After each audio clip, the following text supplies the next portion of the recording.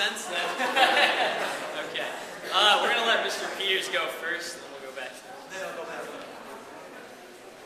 So thank you for letting me go first. I have a few announcements to wrap up the fall sports. The first thing I'd like to say is I'd like to recognize the girls' tennis team if they would all stand up.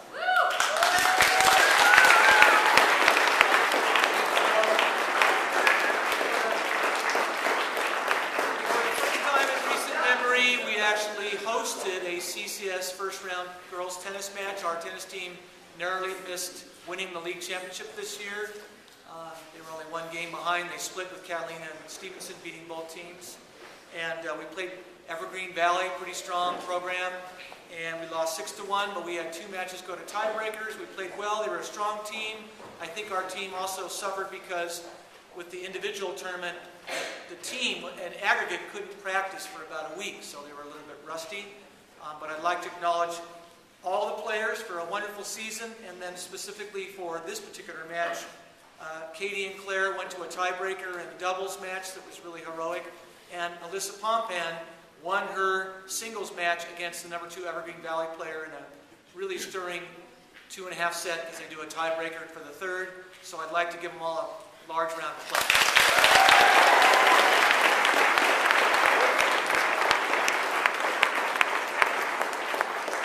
Additionally, I'd like to have all the girls field hockey players stand up, wherever they are.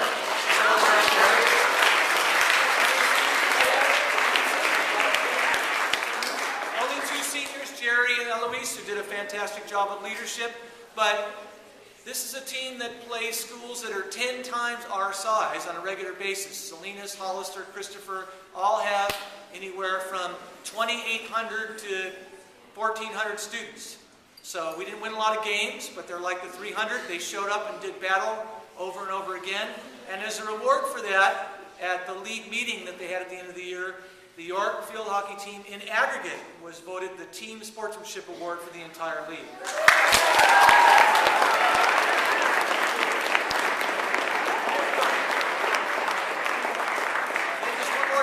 Cross-country team, the boys and girls are running in CCS on this Saturday at 10 and 10:30, so wish us all luck. And then one last sort of informational meeting, which is independent running. Meet Dr. Hannah and I out by the flagpole after break. Thank you very much.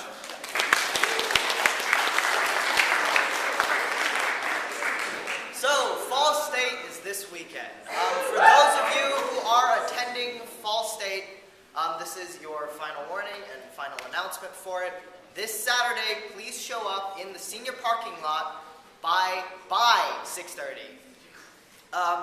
Please have your formal outfit on and ready to go, and have your luggage. I would recommend bringing a backpack with notes, maybe toiletries too, and just like writing utensils. Otherwise, I will see you all up there on Saturday. Kevin and McKenna will be in charge of that.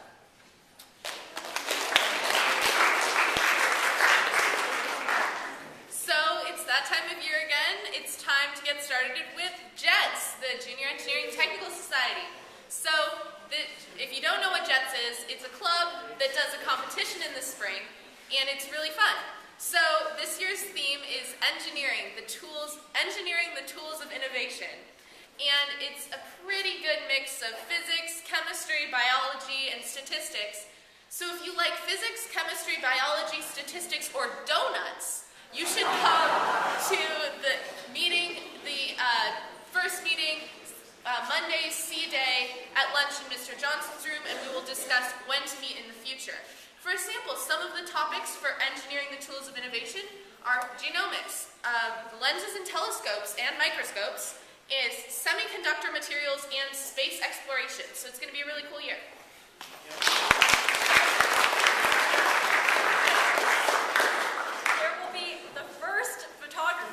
Actually happening. We're going to do it in Sensei's room, but it might be locked. So just meet in that general area, and we'll figure out where to go.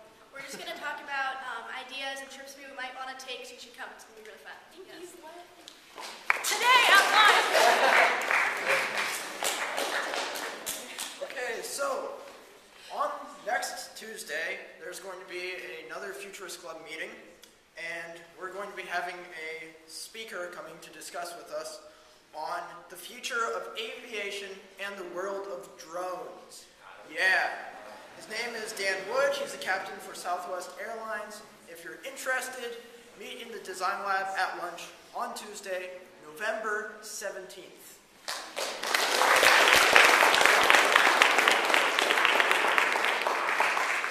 Q&A meeting today at lunch in room 4. Be there. Happy birthday, Cam.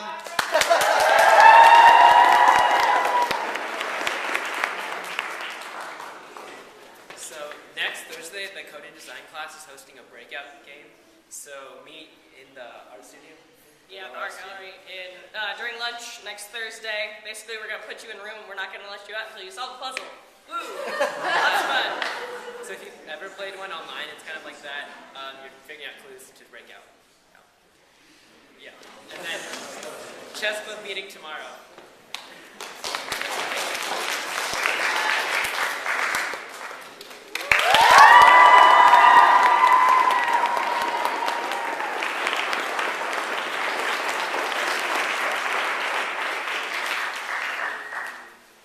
Are you ready to go? My dad asked. I guess so, I said. It was summer 2014, and my family was on vacation in Lake Tahoe. We were going parasailing that morning, and it was my first time, so I was nervous, even terrified. I climbed onto the boat along with my family and 2 other groups. Then the boat roared to life, and we headed out onto the vast, shimmering lake. My heart was pounding uncontrollably, but I tried to focus on something else, like the spray of water flying onto my face or the blazing sun. Actually, for most of the time, I just closed my eyes. Since it was early in the morning, the water was completely flat, and we glided along smoothly. Unfortunately, before I knew it, the boat was slowing down and abruptly came to a stop. The captain announced that we were going to send the first group up into the air, and I shrunk back in my seat, hoping that he wouldn't pick me first. Thankfully, he didn't, and 2 people were hooked into a harness and attached to the menacing green parachute lying on the back of the boat. The boat began moving again, and slowly the parachute rose into the sky, pulling its passengers along with it. A few minutes passed, and I was too focused on my own fear to notice that the other passengers were already returning, and that they hadn't fallen from the parachute to their deaths. They arrived back on board safely and smiled at us. Then, the captain turned towards me. "Your turn," he said. Complete and utter panic rushed through me. My legs felt like jello, but I managed to get up and put on the harness with my sister. We looked back at our parents, and I waved goodbye, hoping it wasn't for the last time. I closed my eyes and waited for the end. Then I felt a tap on my shoulder. "Open your eyes," my sister said. I slowly opened my eyes and looked around. Whoa. I was struck with images of the vast lake, the mountains surrounding it, and the enormous bright blue sky. I could see the miniature cabins lying on the edge of the water, and the straight lines of the ski lifts that cut through the mountains. It was beautiful. I believe that you shouldn't be afraid to try new things, because they usually turn out pretty well. Whether it's your first time playing a sport, joining a club, or giving a speech in front of your entire school, new experiences shape people in ways that nothing else can. In my case, I was terrified of parasailing, but now I can't wait to do it again. I learned how to face my fears, just like I'm doing right now.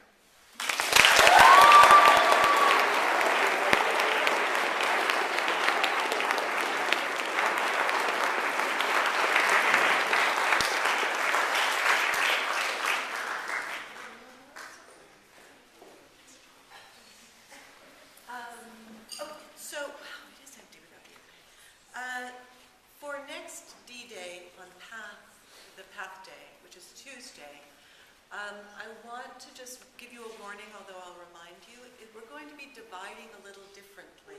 So I will have posted by the end of this afternoon up on the club board where the work jobs list is, behind the front office, the combined path groups. So there will be 2 or 3 groups meeting together, and the facilitators of the conversation will be 2 students in each of these combined groups. That's number 1.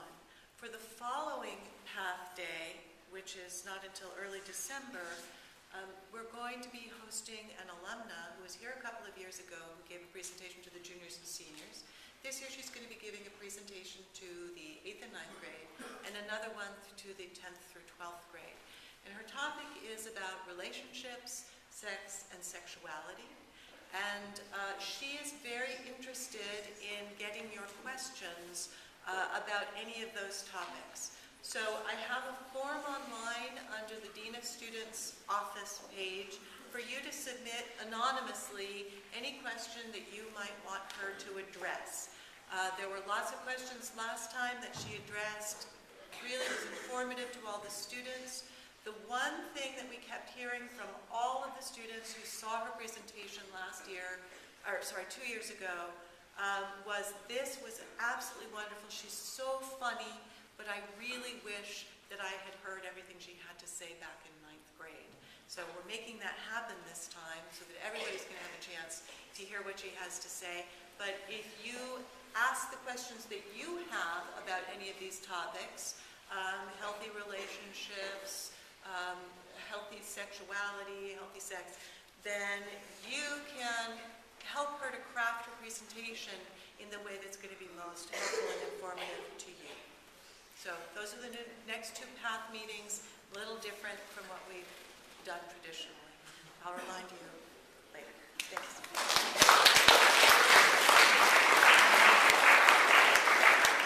Very excited to announce that York alumnus class of '99, Doug Learned, will be on campus next Thursday during lunch for a brown bag lunch in the shop. Doug has degrees in mechanical engineering from UC Santa Barbara and UC Davis. He currently works in the family business in Seaside Inner City Manufacturing, where they make utility scale diesel engines and everything from that to race cars. He will be here to talk to the robotics team, the Jets Club, anybody else who's interested in engineering and manufacturing, machining, and so forth. Think about it for next Thursday at lunch. Thank you.